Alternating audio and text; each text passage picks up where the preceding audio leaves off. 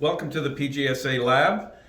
Today we're going to look at the MCA-66 and the peripheral devices that would connect to it and make it functional in a network. So when we're looking at the accessories, we have a router, we have a switch. The router is connected to the switch, and from the switch we're connecting directly into the Ethernet port on the MCA-66. We're also going from the switch to the MBX pre, and there's also a connection to the XTS Plus. The XTS Plus is a PoE device, and so it requires a PoE switch. So in addition, we also have an MDK-C6 keypad, and the MDK-C6 keypad is wired directly into a keypad port on the back of the MCA-66. As mentioned, we do have the XTS Plus, but that is a network device and would not connect into a keypad port.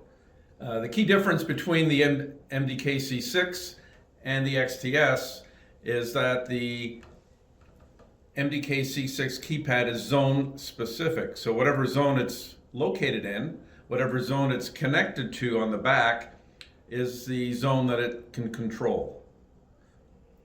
The XTS, on the other hand, is universal, and it allows you to control every zone and access every source and adjust volume levels for all of those sources and zones.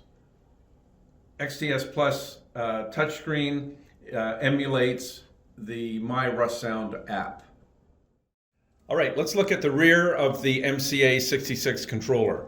You'll see that on the far left there's an RNet link port, and when you have more than one controller, this is meant to link the two controllers together.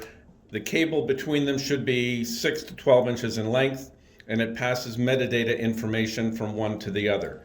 The keypad ports are located adjacent to that, and then there's a controller ID switch that you would set if you have more than one controller. Next to that is an RS-232 port, and the RS-232 port is for third-party integration. And next to that is the Ethernet port, and that gives you connection to your network, gives you connection to your app, and it gives you connection to outside streaming. Adjacent to that are routed IR ports. So if you're trying to control a non-Russound component, it is done using IR. Next to that, there's a 12-volt trigger. Next to that, on the right side, there's a factory reset port, and that allows you to reset the static IP address back to a dynamic or DHCP configuration. There's a USB port for a firmware update.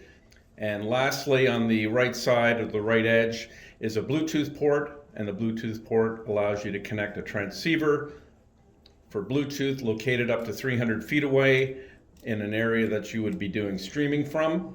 And then we come over to the bottom part where our sources come in.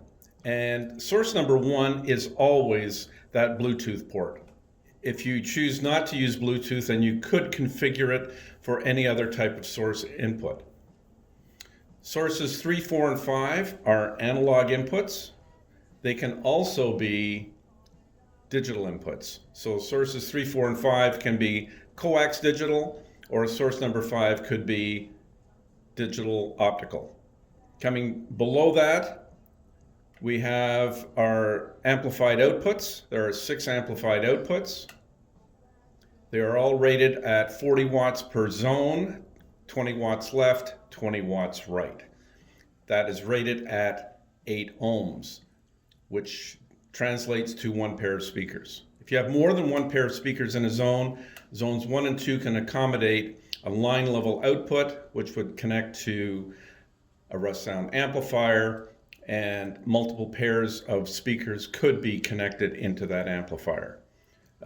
Something to keep in mind, when you are doing that, both the amplified output and the line level output are active at the same time.